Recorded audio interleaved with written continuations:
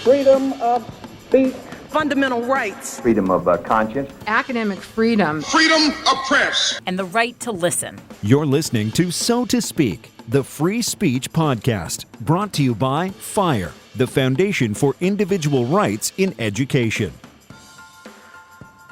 Welcome back to the show. This is Nico Perino, and this is So to Speak, the free speech podcast, where we take a look at the world of free expression through personal stories and candid conversation. It's been a while since we've been back to campus, a couple of weeks now, and I am joined in studio at FIRE's Philadelphia headquarters with FIRE Vice President of Policy Research, Samantha Harris. Samantha, thank you for being here. Glad to be here. Thanks for having me. And we are also joined by FIRE's Vice President of Legal and Public Advocacy, Will Creeley. Will, thanks for coming on the show. It is a pleasure. Hi, Nico. Hi, Sam. So it has been a couple of weeks. It is the end of the year at this point. Fall semester is over. Students are returning home for their winter breaks, and we have a lot to discuss. And I think the most important thing to discuss right now is the precipitous drop in the number of red light speech codes on college campus. This finding comes from our new Spotlight on Speech Codes 2017 report, where we investigate the state of free speech on our nation's campus. And thankfully, Sam was the author of this report. So Sam, can you tell us a little bit about this report, what red light speech codes are, and this new and kind of shocking finding? Yeah, sure. So this report looks at the state of free speech across 440 different colleges that FIRE reviews the policies of every year. This is a report that we've been doing for about 10 years now. Will and I actually have been working together for that long. And amazingly, we look exactly, you can't see us, but we look exactly the same as we did when we started at FIRE 10 years ago, if not better, right? Oh, man. Yeah, well, I was a FIRE intern in 2012, and I can attest to it at least 4 years ago. So, or no, 2010, so that would be 6 years ago now. So, for the entire time I've been at FIRE, we have been rating schools according to this traffic light rating system, where a red light rating is the worst. And if a school gets a red light, it means that the school has policies that both clearly and substantially restrict the right to freedom of speech. So clearly means it's obvious on the face of the policy. It doesn't depend on how it's applied. And substantially means that a lot of speech is affected. So if you have that, you get a red light. The next category is a yellow light. Most if not all of those policies also impermissibly restrict free speech, but they either do so by being vague or they restrict a narrower category of speech, something like posters in the residence halls, something like that. And then a green light school does not have policies that seriously infringe on the right to free speech. So what we found over the years we've been doing the report is that the percentage of schools maintaining red light speech codes has gradually declined. And this year it actually declined quite precipitously, almost 10 percentage points. Yeah, so last year it looked like it was 49.3% of schools. And that was the first time last year. That was the first time the percentage dipped below 50%, and that was big. That was big news, yeah. And then this year it's 39.6% of surveyed institutions maintain red light speech codes. Yes. And, one big factor in that is that there was actually the chairman of the House Judiciary Committee sent a letter to all of the red light public schools. And although we rate both public and private schools, there are some distinctions. First and foremost, that public schools are bound legally by the First Amendment and can be sued if they violate students' First Amendment rights. So this House Judiciary Committee Chairman, Bob Goodlatte, sent a letter to all of the red light universities on FIRE's list and said, please explain to us, what you are going to do to bring your policies in line with the First Amendment. And his letter had a very big impact. We saw a substantial number of schools this year revise their policies to go from a red light to a yellow light. So we were tremendously grateful for that collaboration. But I think what's really important is that in this good news, I think people need to realize that this good news is the result of hard work and the result of ongoing work and ongoing vigilance. So it would be a mistake for anyone to look at these findings and say, oh, great, problem solved. Because, the environment on campus actually still feels very tenuous when it comes to free speech. And it might be tenuous still. Yeah. I mean, this report only looks at written policies. It doesn't look at how policies are enforced per se. Exactly. And getting those written policies off the books is something very important, but it's not the only thing. And I think that anybody who's reading this report needs to understand that continued vigilance is going to be the key to both, maintaining these findings, but also to addressing the kind of censorship that's happening in practice on campus. Yeah. And yellow light policies, are still bad policies. They are still bad policies. And for a while at Fire, we've had kind of a running joke that one type of press release we always seem to have to run is victory, but problems remain. Mm-hmm. Yep. And this is very much a victory, but problems remain kind of scenario. Victory, red light schools are decreasing in number, thanks to, as Sam says, hard work and vigilance, and the House Judiciary Committee. Thank you, Chairman Goodlatte. Who knew that the House Judiciary Committee would get results? When Fire. That's not a knock on the House Judiciary. When Fire sends a letter, general counsels throw it in the trash. When the House Judiciary sends a letter, people snap to attention. It's but yeah, almost as if they take it more seriously. that's right, almost. And that's not a knock on our work either. But to Nico, to your question, yes, yellow lights are very problematic. Yellow lights are censorship tools just lying around waiting to be picked up and wielded. The right speech might trigger a yellow light policy in the hands of the wrong administrator. You know what I mean? Yeah. That is to say that an administrator might say, this is a very relatively narrow posting policy, but I bet you I could enforce it here to silence this speech that I don't like, this speech that has made someone subjectively uncomfortable, this speech that's politically unpopular, this speech that is dissenting, etc. Yellow light policies are a real problem, and we do not want that to be lost. Yeah, and 52.8% of surveyed institutions in this report, Sam, maintain yellow light policy. So when you combine that with red light schools, you're looking at something like 90 or over 90% of schools maintaining policies that could infringe upon a student's free speech rights. Exactly, and that's something we are going to be trying to get the word out about in the year to come. I mean, for so many years, the percentage of schools with red light policies was so high that was our first priority.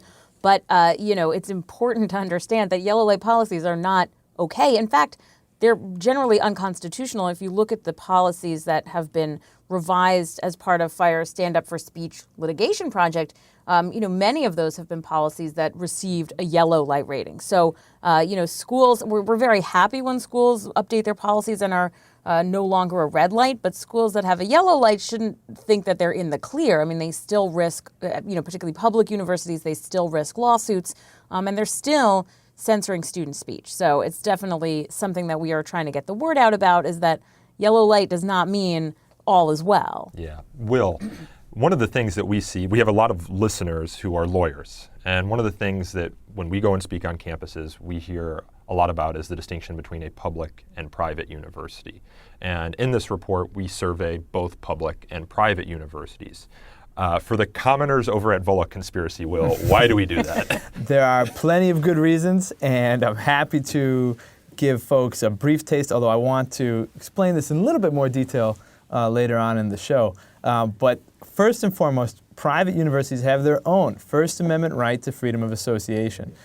Private universities conform for a variety of reasons, some of which have, believe it or not, nothing to do with promoting or protecting freedom of expression. Private universities can elevate other values above freedom of expression. That is their constitutionally protected right to do so.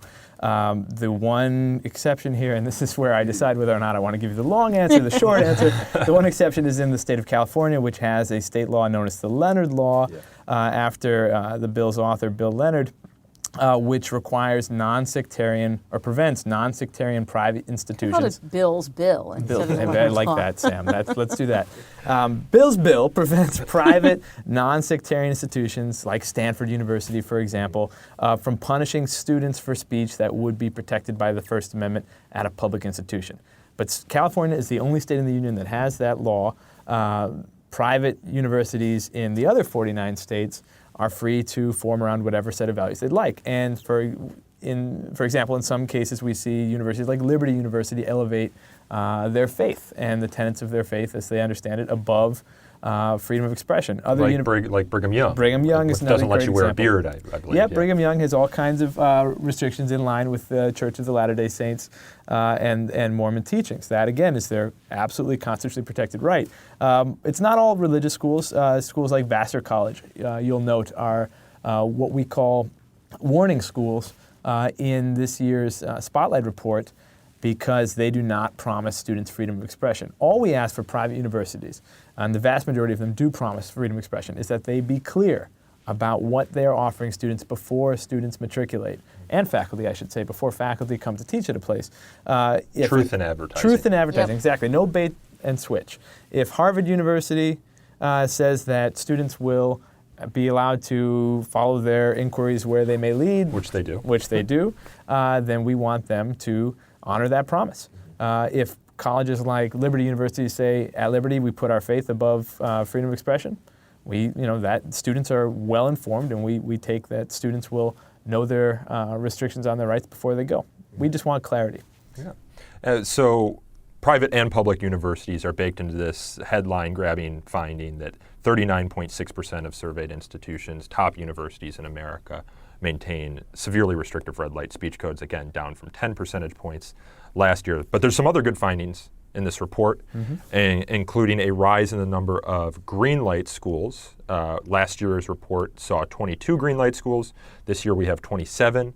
We also have a number of schools adopting what's known as the Chicago Statement. Will, do you want to talk a little bit about what the Chicago Statement is? Yeah, the Chicago Statement is the very happy result of the University of Chicago's Committee on Free Expression. I want to be exact. I'm going to go with that. I'm not sure if that's the exact title, but it was chaired by... They can visit thefire.org. Thank you very much. Check that there. It was chaired by a former University of Chicago law dean and current professor Jeffrey Stone, who I believe has been a past guest on this podcast. He's been a past guest on Fire's YouTube channel, which you can find at youtube.com/thefire.org. He also, interestingly enough, and this hasn't been widely reported on, was the man who hired Barack Obama on the law school faculty at the University of Chicago. I did not know that. Yes. I had the pleasure of co-authoring an op-ed with Professor Stone that was published in the Washington Post, and the way I pitch it to my friends who otherwise would be totally uninterested in it is,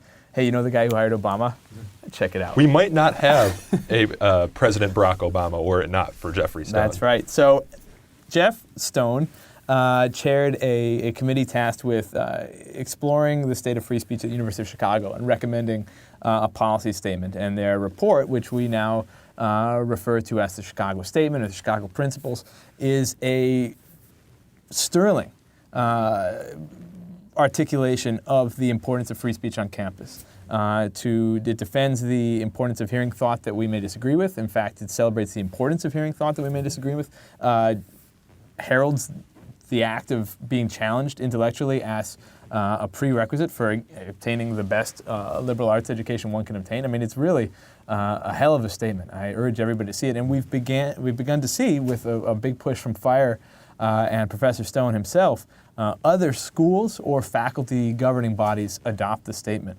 And we want to see much more of that. So we are going to keep pushing. Yeah, and I want to note something here, because somebody asked me this the other day, and it's something people should probably understand. If you look at Fire's website and the way we rate schools, you'll notice that a lot of schools, even prior to this, had stated commitments to freedom of speech. So somebody said, well, what's new about, this Chicago statement? Hasn't Yale had a statement like this, since the 1970s? And the answer I gave, and I think that this is why this statement is so important right now, is that there is a lot of pressure on universities right now from a lot of different places to censor student and faculty speech. So to me, when a school adopts a policy like this in this climate, in this context, it means more than a commitment that has been on the books. Not that we hold schools to the commitments they made, years ago, but I think in terms of an administration's commitment to free speech, how it would be to work with them on a matter relating to censorship. The fact that a school has adopted this statement in the current climate with the current zeitgeist, I think, says a lot and is really important.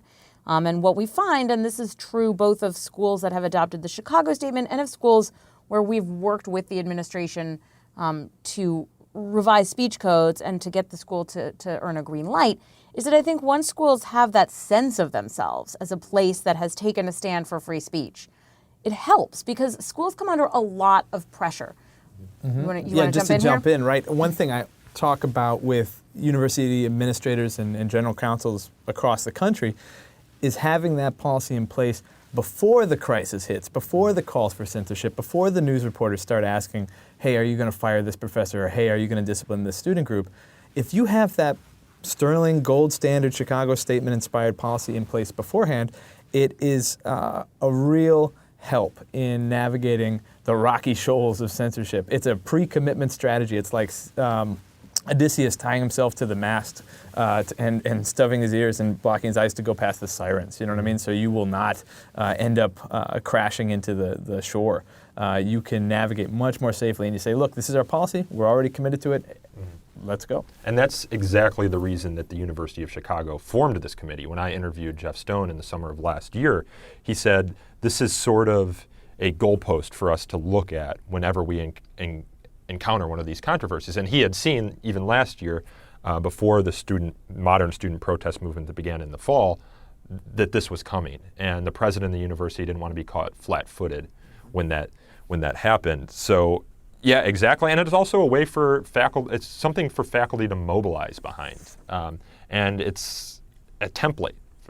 We all know how universities work. If they each had to write their own policy, it would take years. But they can take the last 4 pages, for example, or last 2 or 3 pages of the Chicago statement, add their own preface to it, and adopt it through, a hand vote or ballot vote, however they do it. So, there are some bad things that this report has found in the process of the research. Problems remain. Problems remain. Bias response teams, for example, are proliferating, I think is the word that you use, Sam, in your report. And the numbers weren't in this report. We're assembling a report right now at FIRE which analyzes the number of public bias response teams that we've come across. But the Wall Street Journal reported on some of these initial findings. And per publicly available records, there were at least 229 bias response teams that were publicized up until December 2016 at institutions ranked in Spotlight. We got to remember there's over 4,000 colleges and universities across the country, but Spotlight rates really only the top 450. There are 182 bias response teams. So, Sam, why don't you start by telling us a little bit about what a bias response team is, and then I'm going to turn over the difficult challenge to Will in explaining why we have them and why they might be proliferating. So I see bias response teams as sort of a soft form of censorship. They are policies that typically don't explicitly prohibit speech, but that encourage students to report on one another and to report on faculty members for instances of speech on campus that's perceived as biased. And generally speaking, this isn't true, to the one, but if looking at these things overall, a campus's definition of bias usually includes protected speech. It's usually broad enough to encompass any speech based on a list of enumerated protected characteristics, which varies by school. But any speech based on those characteristics that the listener might perceive as biased. And they're looking for certain things here. I mean, they're not talking about bias between Pepsi and Coke or... Right. Yeah. No, bias on the basis of protected characteristics. But, that could encompass political speech. That could encompass, speech by faculty in the classrooms. These are the kinds of things we've seen being reported to these bias response teams. And it has this real kind of chilling effect on speech. Because, even though the school may not explicitly punish biased speech, the reality is that for most students and even for faculty, if you're going to be dragged through an investigation and interviews and sort of called to the mat for saying something controversial that offended someone, you're just much less likely to engage in that kind of dialogue. It has sort of an inhibitive effect and leads, I think, to self-censorship, which is why I call it sort of this soft censorship. It's not... necessarily a red light speech code, and that it doesn't say, you could be suspended or expelled for engaging in biased speech.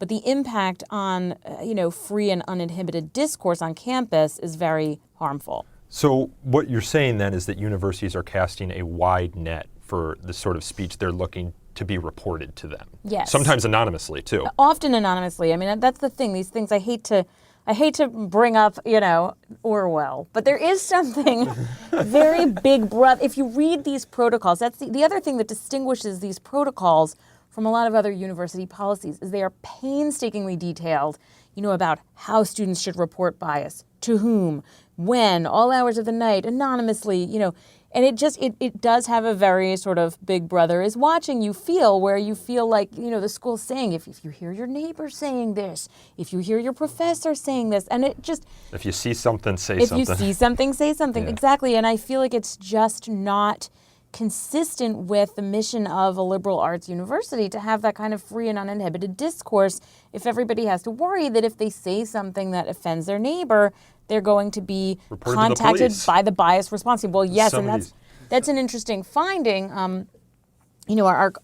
A colleague of ours who really sort of Shout drilled out to down Adam and Steinbach. yeah, Adam Steinbach's office is just a couple doors Yeah. down. I kind of want to go and grab him. he haul him really in here. drilled down on these bias reporting teams to see what their composition was like and what kinds of things were being reported. And one of the things that he found was that in a large number of cases, the composition of the bias response team included members of law enforcement. So if you're investigated and part of the investigating party is the police, I mean, what are you as a student or faculty member, because they can be reported as well, to think? Right. And before I turn it over to Will, who's chomping at the bit, can we ground this a little bit? I mean, what are some examples of bias response? I was looking at an early draft of Adam's report, for example, and they range from legitimate acts like vandalism, for example, which can be reported to police, probably should be reported to the police, and is an actionable offense, not proscribed by the First Amendment. But I also see things like a student, I think at some university in Michigan, building a snow penis, and that being reported to the university. Snow penis. And the more serious example, which made headlines this year at University of Northern Colorado, where a professor was discussing our colleague, Greg Lukianoff, the president and CEO of FIRE's co-authored piece, The Coddling of the American Mind, in class, and then having a discussion about opposing viewpoints. A student found that discussion biased or offensive, and reported this professor to an administrator, who then called the professor in to his office, his or her office, I don't know who the administrator was, and said essentially, you're generating controversy in your classrooms. Can you just kind of stay quiet so we don't have to deal with this anymore? I understand where you're coming from, but we don't want to have this rancor on campus. Right, and we saw, over the course of the election season, you had students reported for bias incidents for being pro-Trump. You had students reported for bias incidents for criticizing Trump supporters. So you sort of have, the kinds of speech that come up in these bias reports sort of fall into a few different categories. One is the actual vandalism, the actual harassment, and of course you don't need a bias reporting team to address those things. Those are already prohibited by other legitimate university policies. So you do have those. Then you have kind of the political and social commentary and speech, unpopular opinions that offend people.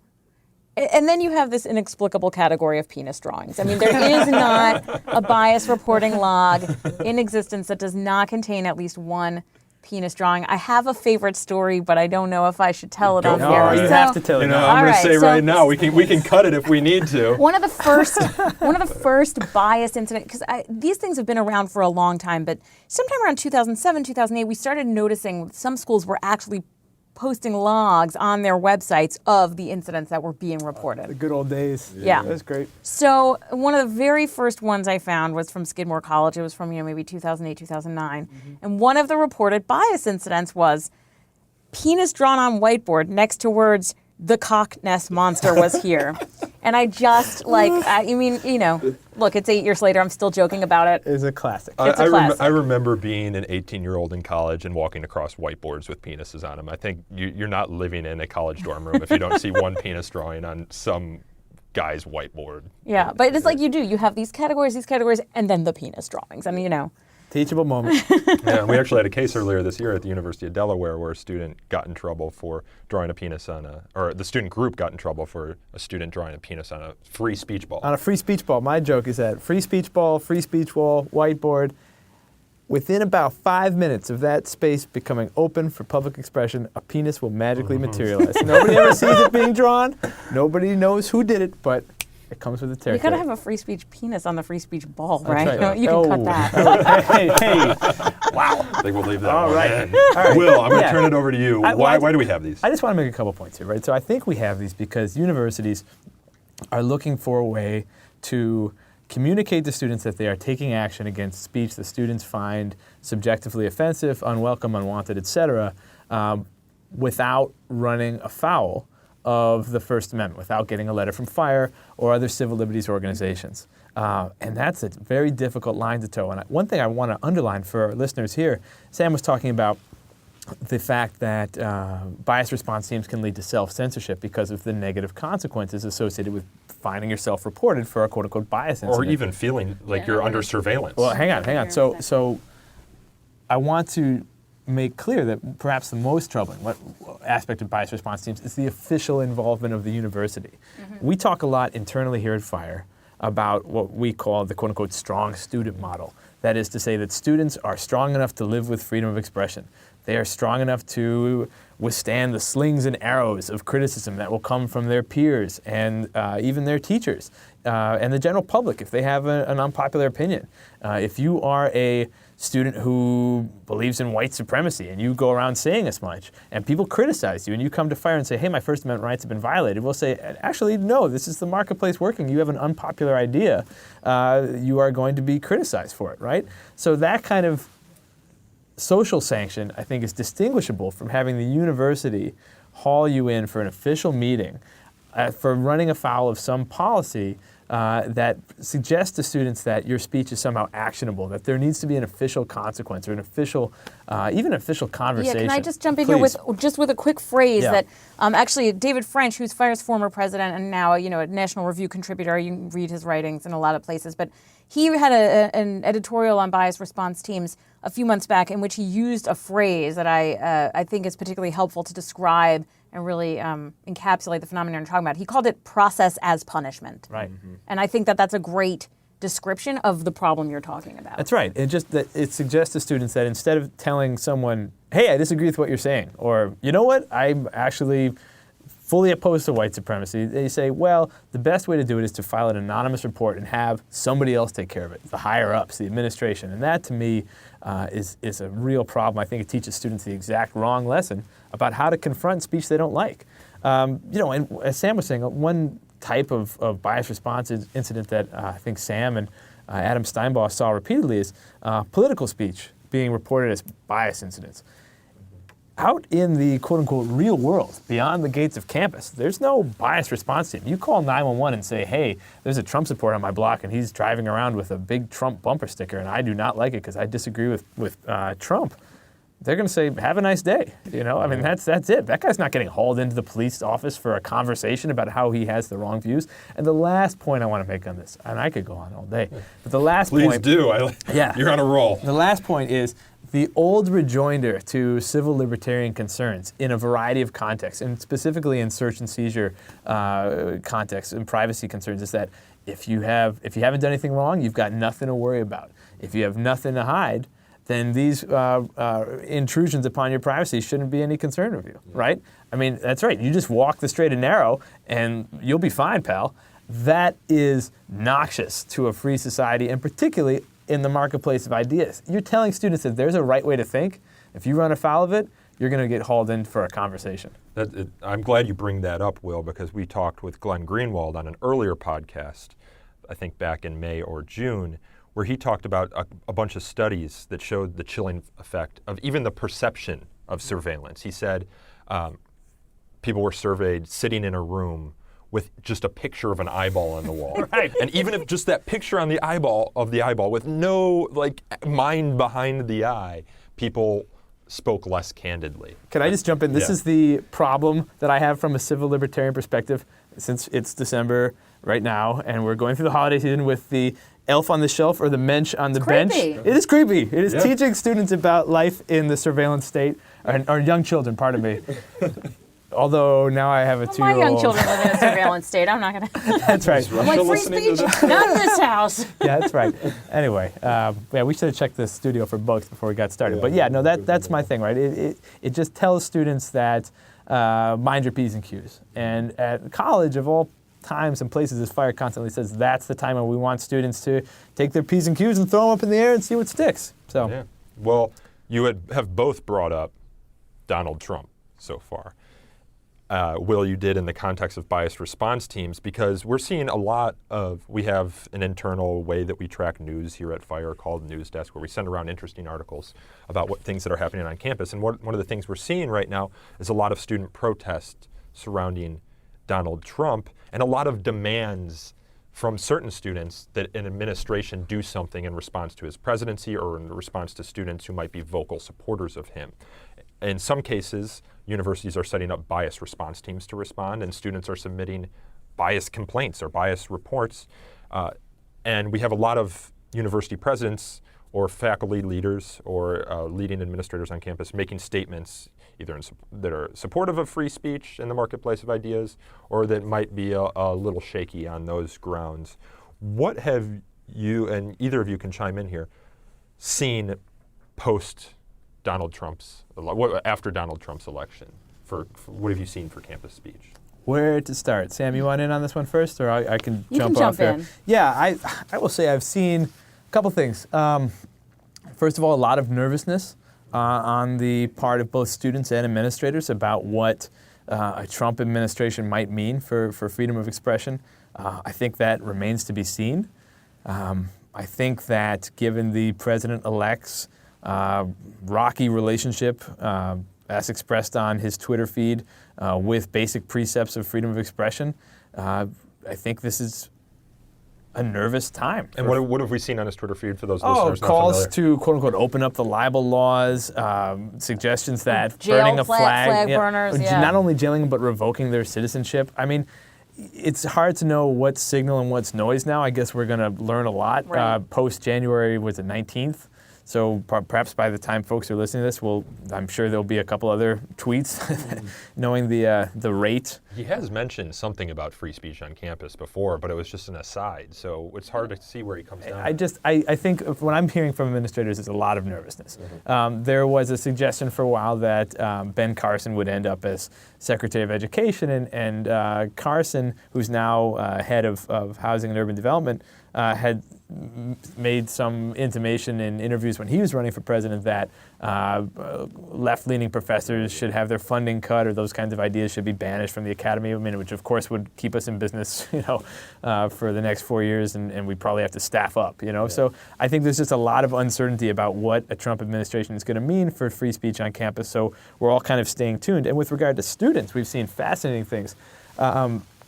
Increased protests, not just at the campus level, which is FIRE's main concern, but also at the high school level.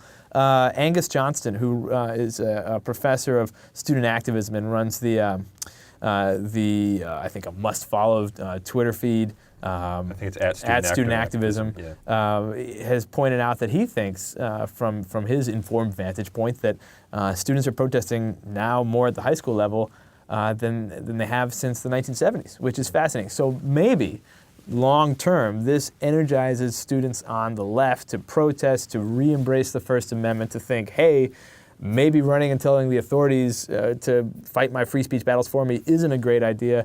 That would be terrific. I mean, I would seize that, and I hope that that's something we'll have an opportunity to do in the next 4 years. Yeah, can I? Yeah, jump please here? jump in. That's what I was going to say, is that I think that this is a really pivotal time in terms of convincing people who have, thus far maybe not been so supportive of the right to free speech on campus, and have thought of free speech as a partisan issue, right? Because, FIRE is often wrongfully accused of being partisan because, the speech that we defend on campus, although it's been less so, I would say, in recent years, but, often there's disproportionate censorship of conservative students, not because liberals have a monopoly on censorship, but because people censor people they disagree with, and college administrations are predominantly liberal. At conservative institutions, we see the opposite. But I think that now that we have a president who is both, at least ostensibly conservative and has expressed some really dubious views about free speech, we're starting to see people say, hey, wait a minute, maybe you guys were right all along. The And I free think speech that bandwagon is pulling out of the stage. Yeah. Tell me more about this free speech. Exactly, Yeah, right. exactly. So I do think that it is, an opportunity maybe to broaden the coalition of people who are pushing for greater free speech rights on campus. And we will be working to do so. Tirelessly. Yeah, we've been here, and we will continue to be here. Will, you mentioned a re-energizing of the student activism movement, student protests, and we just had a case here at Fire at Winthrop University involving a student who has been active in that protest movement through the use of art. We're seeing at a lot of universities movements to rename buildings, and at Winthrop University, this student engaged in a bit of civil disobedience. We can talk about that. To protest the naming of a building on campus called Tillman Hall. Right. Will, you want to talk a bit about that case? Yeah, Tillman Hall at Winthrop University, public university in Rock Hill, South Carolina, is named after former South Carolina Governor Benjamin Tillman, 1890 to 1894. And during that 4-year governorship for Governor Tillman, the state saw an increase in the number of lynchings of African Americans. So students, the student group is called the Association of Artists for Change. It's an unrecognized student group made up in part, not fully, of Winthrop students, put up stockings, nylon stockings that were formed to be shaped like human bodies. They're kind of like human. They're kind of. We have an image of it up out in the fire.org if you want to see what this art display looked like. It's not quite a mannequin, and it's not quite a pod person. It would be unnerving to come across this. And I think, and in fact, that is exactly the group's intent, to be unnerving. Art is supposed to be provocative and unsettling? What is this? I know. This is riots in the Opera Hall, right? We're right back to the 18th century here. Yeah. So the art had the intended effect. And I'm quoting now from a statement released from the students. Art challenges one to think, to provoke, even to disturb in a constant search for truth. Tillman's legacy is a work which aims to disrupt the aesthetic veil the building has, eliminating the ability to forget the 18 men who were lynched during Benjamin Tillman's years in office. The beauty of the building tranquilizes the atrocity of the man. So they hung up these figures to highlight their problems with naming this building after Governor Tillman. And that is when things got a little Well, they didn't just dicey. hang up the figures. Right. There was a sign that said Tillman Hall. That's right. And they pasted a poster over it that said Tillman's legacy, pointing That's to right. Yes, his legacy of at least overseeing an administration that saw a rise in lynching. That's right. So they were found on a Sunday night, Sunday, November 13th. So this is the weekend after the election. They put up the sign. Monday, the school sends out a statement saying that the police are investigating, that they're going to punish those responsible for the display. The school said, quote, actions such as these are not and will not be acceptable on this campus. The incident will be fully investigated. Those responsible will be held accountable to the campus judicial system and South Carolina state law. Then they found the students who they deemed responsible, and one of them was charged with, Samantha Valdez was charged with violating 3 provisions of the Student Conduct Code, including disruption or disturbance of the public order and peace, aka, kind of a disruption charge, writ large. Do you see a lot of speech codes like that, Sam, that say something like catch-alls like disruption of public order and Yes, peace? yeah, and those can be really dangerous. Really? And that's, this is a new one for me. I haven't seen this very often. Yeah, I mean, there was one that has been used in the past to punish students at Yale University that bans any conduct that might imperil the integrity or values of the university community. And, Sounds so Victorian. jumping back to what I was saying before about yellow light policies and how they're problematic, right? Like, would this be a yellow light policy? yeah, because it's not on its face. It doesn't necessarily apply to protected speech. It does not clearly ban protected speech. You could be a drunk person coming back from the bars at 3 a.m, knocking over bushes, public urination, all that kind of stuff. And you know what? Then you might get hit with a disorderly conduct, Right. and you might have earned it. And your conduct was not protected by the First Amendment. But because it's vague and because it's broadly worded enough that it could encompass protected expression, it's vulnerable to abuse. So that's exactly what we're talking about when we talk about yellow light policies and the fact that they are still speech codes in their own right. Yeah.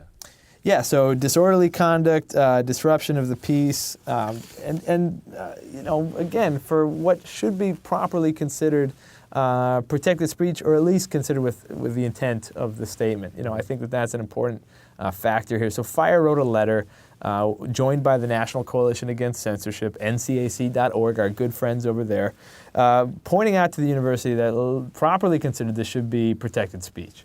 And if there's some administrative concern that they didn't obtain the permit or they didn't notify the university, although I think, as I recall, the students say they did notify the university. Did they really? As I recall, there was the university had received the statement earlier, okay. Something like that. I can go back and look at the facts here. That the university should treat this as a teachable moment and not throw the book at the students who are trying to express themselves. Yeah, the student that was allegedly involved in this was threatened with suspension Right. and expulsion. Right, suspension and expulsion for an art exhibit. And that is problematic, I think, to anybody who cares about free expression on campus and protecting the marketplace of ideas. Reminds me of that case at the University of Iowa, Yes. where there was a faculty sort of artist in residence Right. who did a sculpture, an installation that was it was a Klan robe essentially, Oh, but it yeah, was this is University of comprised Iowa, I of think. press clippings about racism in America. And it was intended as a commentary on racism in America, and yet it was treated basically as threatening and removed. And again, if art can't be provocative, what are we talking about in terms Right. of free expression? Right, and it's and the university is arguing that because the students didn't obtain permission beforehand for doing this, that they the punishment is justified. But expulsion? Yeah. And that seems to be a disputed fact about. So there was an email from the president of the university after they presumably woke up and found the display that said, "While we do not know the intent of the display, these images are clearly hurtful and threatening and are contrary to the values of Winthrop University." So very clearly from the get-go, they're worried about the content or viewpoint. Right, and look, of the I would speech. say, if you find something like that, certainly you're going to investigate to find out what it is, right? If nooses appear on campus, you're going to investigate to find out what it is. But once you find out that it's an anti-racist art installation, That's right. the inquiry should end. Yeah, one of the interesting points about FIRE and the NCAC's letter, we point out that Billie Holiday's "Strange Fruit" was named Song of the Century, of the past century, by Time Magazine, and that's an anti-lynching song, and this is conveying almost the exact same message. So anyway, yeah, interesting case, and we will have more on it by the time you hear this. The case may be resolved. Yeah, hopefully. Word today is that we are optimistic. And I will leave it at that for now. Great.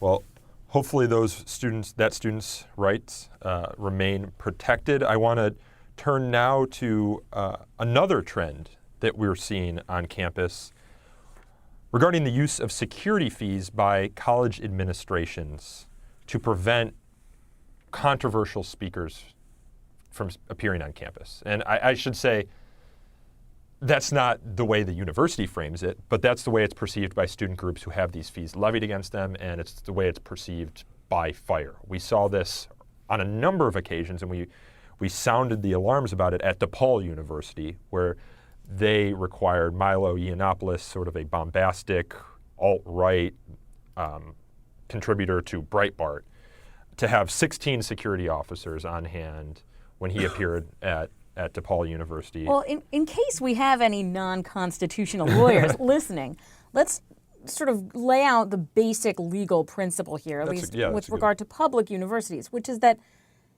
levying fees based on the viewpoint expressed is a form of censorship. The way the Supreme Court has put it is that you can't financially burden speech any more than you can ban it just because it might be unpopular with bottle throwers. It's a controversial speech tax, essentially. Exactly. And as such, it's a form of censorship. So I didn't mean to interrupt there, but I kind of wanted to just lay out that basic legal principle for our listeners. Yeah, but it's also this moral principle as well when applied at a private university like DePaul that promises free speech. Right. At FIRE, we think, and for good reason, that private universities that promise free speech owe their students the same rights that they would be entitled to at public universities. Yeah. So they applied a security fee to Milo Yiannopoulos' appearance at DePaul, but they also applied it to a group of socialists as well. I think it's like the Democratic Socialist Club or something like that. Something like $400 to have a respected Marxist scholar speak at just their semester opening meeting. So they're applying it to a lot of student groups, but they're not applying it in every case, or at least so far as we know, of a speaker appearing on campus, just when they subjectively think that there might be some controversy surrounding the speaker's appearance. And we see this a lot with Milo Yiannopoulos.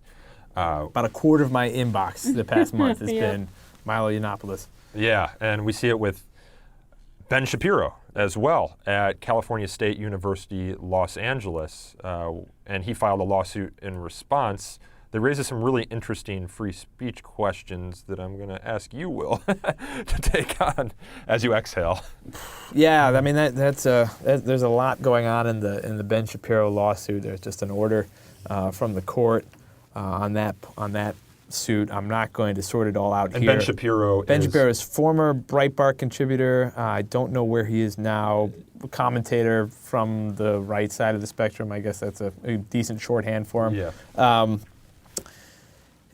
I don't think he's quite in the same league as Milo Yiannopoulos in terms of being a campus provocateur, but folks come and protest him. I mean that is something that we've seen. I think before. He's at the Daily Wire. Daily Wire, okay. And he came to California State University, Los Angeles. Protests ensued. They got relatively out of hand. It was an attempt to deny Shapiro the ability to speak whatsoever. It seemed like an angry mob of protesters was really hell-bent on just preventing the event from happening, which is too bad. As I always remind students, to paraphrase former Justice Thurgood Marshall, the right to speak and the right to hear are flip sides of the same coin. I'm not saying that as eloquently as Justice Marshall did, but or as Frederick Douglass, who said the same exact thing. Yeah, there you go, right? So it's a classic formulation of the inverse of free speech rights, the freedom to hear. And when you prevent someone from speaking because you don't like the content of their message, or for any reason really, you are engaging in censorship.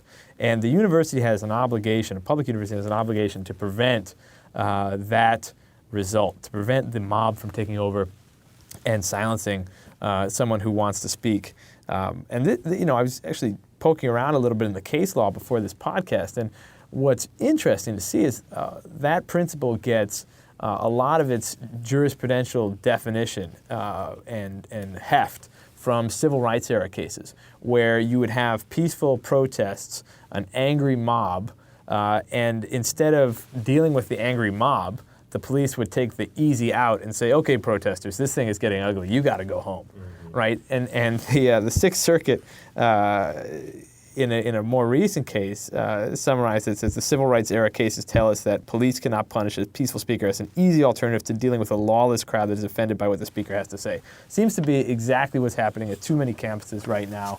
CSU LA being one of them. By the time this podcast is aired, you'll be able to read a full breakdown of the judge's order in Shapiro's lawsuit, which is decidedly a mixed bag for Shapiro, but tends to suggest the bottom line for fire, because a lot of the claims that Shapiro brought aren't explicitly fire issues, but the bottom line for fire is that the judge recognizes that applying fees to a speaker on the basis of the speaker's content, of their controversial viewpoint, enacting a controversial viewpoint tax, in effect, violates the First Amendment. Yeah. So and that principle is well established. So listeners interested in getting a fuller breakdown of that can go to thefire.org, where by the time this podcast airs, we will have a blog post, an in-depth blog post. Yeah, and you'll see a lot of blog posts about Milo Yiannopoulos' various speaking events and the back and forth with security fees on top of those. And bonus, just to demonstrate this does happen on both sides of the political spectrum, as it surely does, check out our past Stand Up for Speech litigation project case from Western Michigan University involving Occupy activist and rapper Boots Riley of the group The Coup, who was hit with security fees after the chief of police there Googled him, found out he had been involved in Occupy, and basically said, "Not on my watch," and required the Kalamazoo Peace Center, which wanted to bring him to campus, to pay for undercover officers to infiltrate the crowd. Yeah. Yes. So if after reading that, any of our listeners have further questions about security fees, we're happy to dive into them. As always, we take listener questions at 215-315-0100. And we're going to turn to one of those questions now. I'm going to ask Aaron Reese over here, our lovely podcast editor and recorder, to play us the latest listener question. Hi, my name's Renee. I'm from Seattle, Washington. I had a question regarding why private colleges can take federal loan money and have to respect the Civil Rights Amendment, but not have to respect the First Amendment regarding free speech. If you could clear that up for me, I'd really appreciate it. I'm in a conundrum of it. Thanks. Bye. So I'm going to turn this over to you, Will, first. What do you think? Renee, thanks so much for calling. Thank you for listening, and thank you for the excellent question, which I think I speak for both Sam and myself. We hear this one quite a bit. Yeah. It's a good question. It's not intuitive. If you have to jump through certain hoops as the condition of receiving federal funding vis-a-vis federal anti-discrimination laws like Title IX, why don't you have to follow the First Amendment? It's a great question. Long story short, it has a little bit to do with what I mentioned before. Private universities have their own First Amendment right to incorporate themselves as they see fit. Accepting federal funding implies certain obligations under certain statutes, but does not imply that you have become a public actor such that you need to follow the First Amendment and other constitutional requirements that do apply to public universities. And this, as you may be unsurprised to hear, has been litigated extensively. The question of when a private institution turns into a state actor for constitutional purposes has received a lot of litigation. There's a lot of jurisprudence out on this question. Again, I'm just kind of doing a little bit of condensing here. Long story short, you can have almost all of your funding come from the government without transforming yourself into a state actor for purposes of being bound by the Constitution or being bound to uphold the First Amendment rights of employees or students. In a case called Rendell Baker v. Cohn, a 1982 case before the Supreme Court found that a private high school for troubled high school students was not a state actor despite the fact that a majority of its funding came from public sources. In 1 year, the court found that 99% of the school's funding had come from public sources, and that still was not enough to turn it into a state actor. It's not just how much funding you get. There are other tests. So here's the test. Of course, there are 3 prongs with any good judicial test. I think you go to law school just to learn about prongs, and there are usually 3 of them, right? A private party becomes a state actor if it meets either the public function test, the joint action / nexus test, or the state compulsion test. Public function test, let's do that one first. You have to have a private body that is performing a public function that has traditionally been the job of the state. Now, with regards to higher education, it's not as if the federal government or states have had a monopoly on higher education. There have been private institutions in this country going way back. In fact, I think there are private institutions before there are state institutions, although I'd have to check like which came first, Yale or the University of Virginia. I'll go back and do that one later. But yeah, so it's not as though the federal government or the states control the sphere. So that's number one. A private party can be a state actor if it meets the nexus joint action test, which is a shorthand for saying that the state and the private party have become so interdependent and so mixed together, so tangled up that they're effectively joint participants. This is not really satisfied. I guess you get a little closer here with regard to private institutions, some of which are fairly heavily regulated and are pretty well wrapped up in state and federal concerns, but that has not worked, for example, in the recent Title IX lawsuits. Some student plaintiffs who are alleging violation of their due process rights have argued that because their private university was following regulations handed down by the Department of Education's Office for Civil Rights that they are, in effect, state actors. Courts have not agreed thus far. And the last test, private party can be a state actor if the state is compelling it. If the state is using its coercive power, that the action it took is effectively state action, and that is really not being met. The state is not requiring schools to uphold First Amendment laws or anything like that. Sam, in the case of, what about public universities? I actually have some additional thoughts about private universities too, private and public. You know, aside from the question of state actor, there's another way in which federal funding could be tied to the First Amendment, and that would be if Congress passed a law. Yeah. The civil, there's a big difference between the civil rights laws you're talking about and the First Amendment, which is that the civil rights laws explicitly tie federal funding to certain types of non-discrimination. Now, that does in some ways limit the freedom of association of private institutions, right? If private institutions wish to receive federal funds, they can't discriminate on certain grounds. Congress could pass a law the way that California did, saying that to receive federal funding, private institutions can't prohibit speech protected by the First Amendment. Yeah. They have not done so. So that's another important, I think, piece of the puzzle, is simply that the civil rights laws are very different from the way that they function from the First Amendment. The one is explicitly tied to federal funding. The First Amendment prohibits public universities from doing these things. And so public universities, while they may not be able to lose federal funds over it, could be sued in court because it's still illegal, but it has not been through legislation tied to the receipt of federal funds the way that the civil rights laws do. And I will just add, thank you, Sam, those are excellent points, fully agreed. I'll just add that the Leonard Law is not without controversy. I mean, from a free speech standpoint, if folks are free speech fans, they may say, hey, that's a great idea. Doesn't that make life easy? Well, in order to grant the state that power, you lose the associative freedom that the First Amendment also protects, right? This is my corny joke alert, if I wanted to start a school that prohibited the letter Z, I would be free to do so. And I could accept state funding, and that would not require me to have a zoology course. I could still punish students for using the letter Z in papers.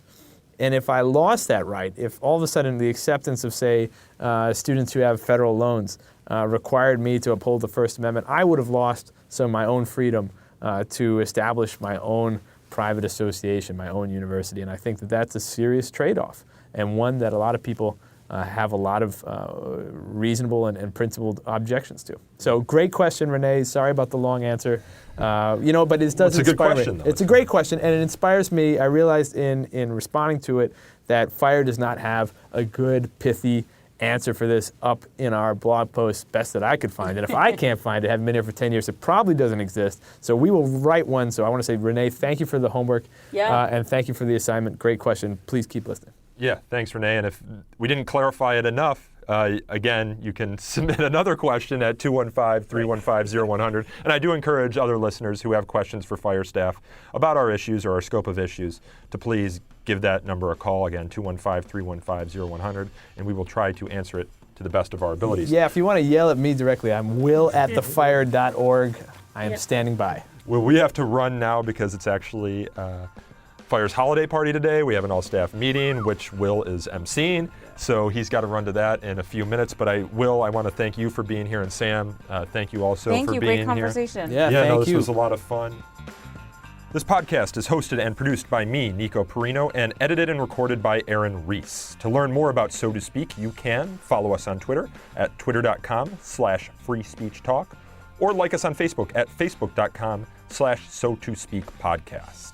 You can also email us feedback at so-to-speak@thefire.org, or again, call in a question for a future show at 215-315-0100. Until next time, thanks for listening.